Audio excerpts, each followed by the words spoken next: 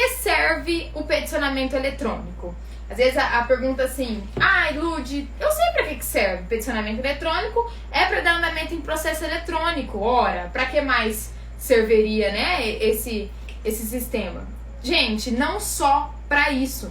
Tanto processos eletrônicos como também processos físicos. E aí você pode me questionar, Lud, como que um processo físico tem tramitação eletrônica? Gente, o sistema hoje está tão digital, tão para frente, tão avançado, que várias plataformas têm digitalizado os processos físicos e colocado eles em modo eletrônico. Então, assim, por mais que o processo seja físico, na maioria dos casos eles já estão na plataforma digital. Você consegue dar andamento nele pela via digital. É muito bom, eu não tenho nem o que reclamar desse sistema. É muita coisa boa aí, muita tecnologia para nós, mas é necessário a gente ter muita sabedoria para utilizar tudo isso. Por isso que eu tô aqui para ensinar tudo para vocês de forma detalhada, tá? Então, assim, serve para isso, para dar andamento tanto nos processos eletrônicos, como também nos processos físicos que passam a ser eletrônicos, tá? Por quê? A tramitação eletrônica, ela traz muitos benefícios para o advogado. Ela traz muitas coisas boas para que o advogado consiga, para que o servidor consiga, para que as coisas tramitem mais rápido, para que a precatória chegue mais rápido. Enfim, só tem benefícios, mas é necessário saber utilizar. Então serve para tudo isso, para que o profissional consiga trabalhar de uma maneira mais rápida, para que os processos tramitem eletronicamente, para que chegue a intimação eletrônica no seu computador. Beleza? Ficou claro para que serve? Vamos para o próximo ponto.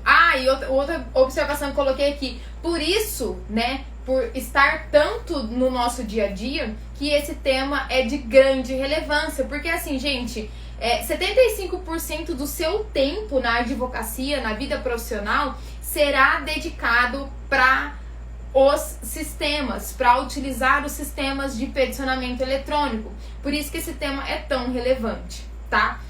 Outro ponto aqui, assim, Lud, ordem de documentação, tá?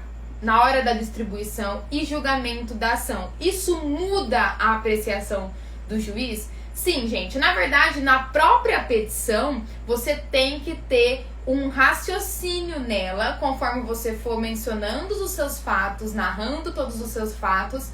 E depois, quando você for juntar os documentos, tem que ter uma ordem lógica em tudo isso. Você não pode mencionar que houve o descumprimento contratual e depois falar que houve o contrato.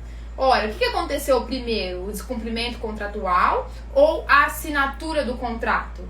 Então, se você vai mencionar tudo isso na sua petição, logicamente que os documentos que você vai juntar depois na sua ação por meio do peticionamento eletrônico devem estar nessa ordem de menção também, tá? Então, assim, mencionar na ordem correta, de acordo com o raciocínio jurídico, técnico, profissional, e também na hora de fazer a distribuição daquela ação, né, ou a junção de documentos, por exemplo, na contestação, colocar na mesma ordem, tá? Então, a mesma lógica que você segue para os documentos, mesma lógica. É a mesma lógica que você segue para juntar esses documentos. Mesma lógica para menção e mesma lógica para junção desses documentos no peticionamento eletrônico. Lud, como que eu faço isso? Toda vez que você for distribuir uma ação, e por quê?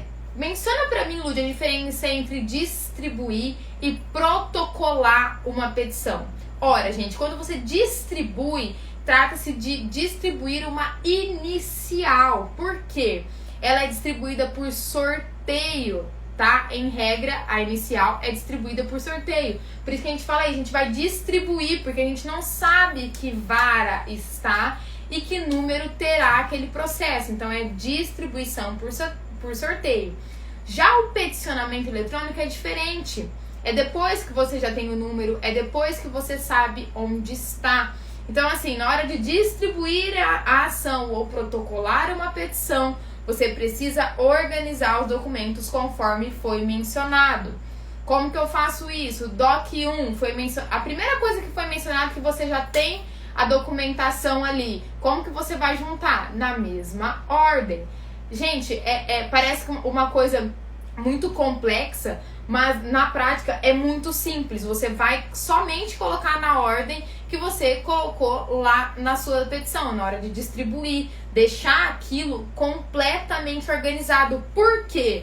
Aqui está mencionando a apreciação do juiz. Isso muda a apreciação do juiz e é nesse ponto que entra a prática jurídica aqui nessa aula também. Por quê, gente? Quando vocês vão distribuir uma ação ou juntar um documento ou fazer uma contestação, enfim, o juiz ele vai pesquisar ali, ele quer uma maneira rápida de apreciação, ele vai abrir uma tela, abrir outra tela e ler o que você está mencionando naquela petição, e aí você menciona um documento, e aí ele vai ali pesquisar o que você está falando e não encontra, ele simplesmente não encontra o documento porque você não organizou de acordo com a ordem mencionada nos fatos, nas suas fundamentações jurídicas. Por isso é muito necessário que você tenha essa organização, porque muda a apreciação do juiz. Quanto mais organizado for o seu processo, quanto mais detalhe tiver, não falo de quantidade, mas sim de organização, mais fácil ficará para o juiz apreciar o seu processo. Tem aqui um comentário, verdade, muito mais fácil de identificar o que foi mencionado na petição. É exatamente isso. E, além da apreciação do juiz, tem a sua apreciação.